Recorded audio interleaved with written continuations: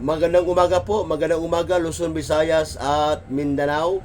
Magandang umaga Pilipinas, good morning Luzon, Visayas at Mindanao, good morning Pilipinas.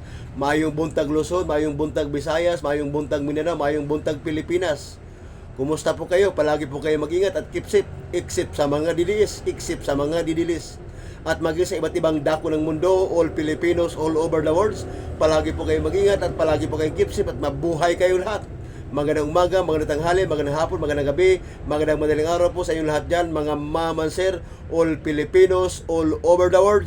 Ingat at keep safe po kayo palagi dyan at mabuhay kayong lahat, except sa mga didis, except sa mga didilis. Yan. Naalala niyo ba taong bayan na sinasabi ni Rodrigo Digong yung Duterte? Na wala raw siyang naidagdag ni isang pusti sa bahay niya at hindi siya nakasakay ng Mercedes-Benz. Hindi raw siya nakatikim na sumakay sa Mercedes-Benz. Naalala niyo ba ang kanyang pangluloko na salita niyan? Ha? Pakinggan niyo itong bayan ang kanyang pangluloko na salita. Wala akong dinagdag na baski isang poste sa bahay ko. Wala akong bagong kotse. Hindi ako nakatikim ng Mercedes-Benz. Dinibdib ko talaga ang trabaho ko para sa bayan ko. Kung nakikinig yung PNP, pati yung patuloy ninyo yan at magtrabaho kayo ng gusto kasi ang droga talamak. Oh, narito mo yan? Yan ang pangluloko niya. Wala akong dinagdag na baski isang poste sa bahay ko.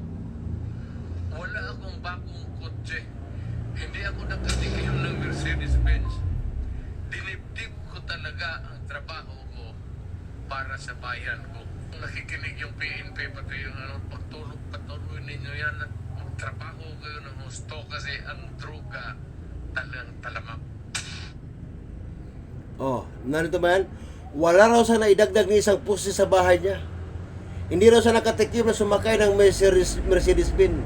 Yan ang pangluloko niya. Ni isang pusti sa bahay niya ay wala raw siya naidagdag. Putang ina mo. Ha? Gago. Gago na lang ang naniniwala sa'yo. Tanga na lang ang naniniwala sa'yo, Digong Duterte. Napakasinungaling ka, gago ka, putang ina mo. Wala kang nadagdag na poste sa isang bahay mo? Putang ina mo. Marami kang bahay sa ibang lugar. Sa Davao, ilan ang bahay mo? Sasabihin mo sa bahay mo, yan agi mong pinapakita-kita na kulay green, na walang nadagdag na isang poste. Paano mo nga dagdagan yan? Iyan na yung bahay mo, tratado. Wala kang ang dinagdag na poste sa bahay mo. Pero mayroon kang ibang bahay. Ha?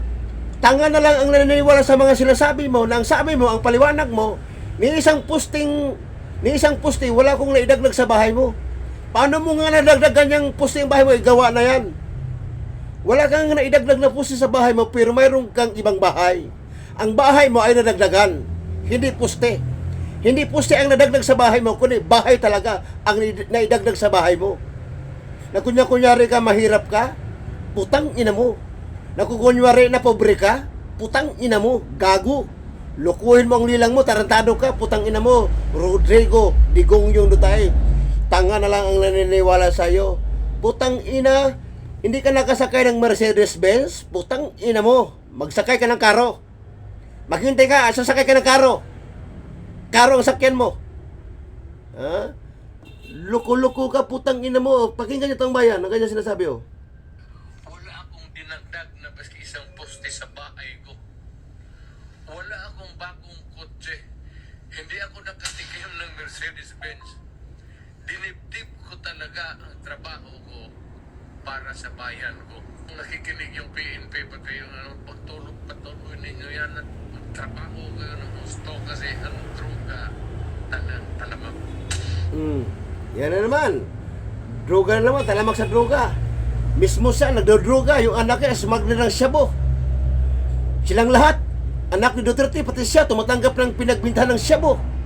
Tumatanggap ng dividendo galing sa droga. Oh.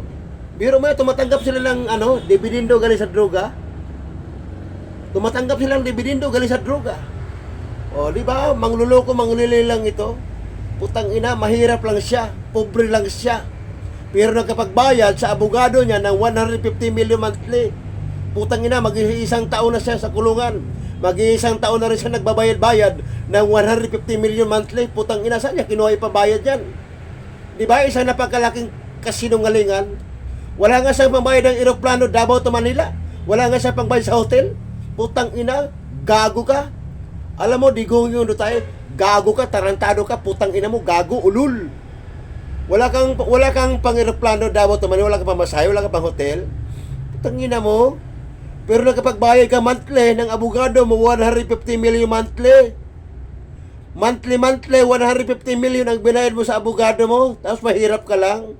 Lokohin mo ang lilang mo, tarantado ka, digong yung dutae. Mangluloko, mangliling lang. Napaka-obod mong sinungaling, gago. Putang ina mo, hindi na mauulit yung pangluloko mo sa mga Pilipino, hindi na mauulit yan. Ha? Kayo mga Pilipino na naniwala kay Dutae, yung DDS lang. Buko doon, wala. Wala nang naniniwala sa'yo, digong yung Dutae. Wala nang naniniwala sa'yo.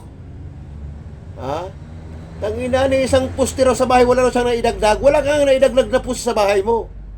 Pero ang bahay mo, dinagdagan mo. Marami kang bahay. Huwag kang magsisinungaling, gago ka. Ha? Yung pagsabi-sabi mo nga lang na mahirap ka, napakasinungaling mo eh. Yung sinasabi-sabi mo na wala kang pera, palagi mong binabanggit na wala kang pera, napakasinungaling ka nga eh. Hindi ka lang sinungaling, mangluluko ka pa. Kunyari ka pa nga, galit ka sa droga, pero ikaw mismo, nagpipintanil, gago. Galit ka sa droga, pero ikaw mismo nagpipintanil, na mas matindi pa sa droga. Kaya lagi kang warklik, kasi nakapintanil ka. Yan ang tama ng pintanil. Yan ang tama ng pintanil, warklik. Oh. Hayop ka, tangina mo, digong yun tayo, tangina mo. Walang pera, tapos nagkapagbayad monthly, 150 million. Mag-iisang taon na siya nagbabayad ng 150 million sa abogado niya. Gago, digong yung dutayong gago. Ha, digong yung dutayong gago. Ha, lukuhin mo ang lilang mo, tarantado, ulol, gago ka, tangina mo, digong yung dutae. Lukuhin mo sarili mo, lukuhin mo lilang mo, ulol. Ha?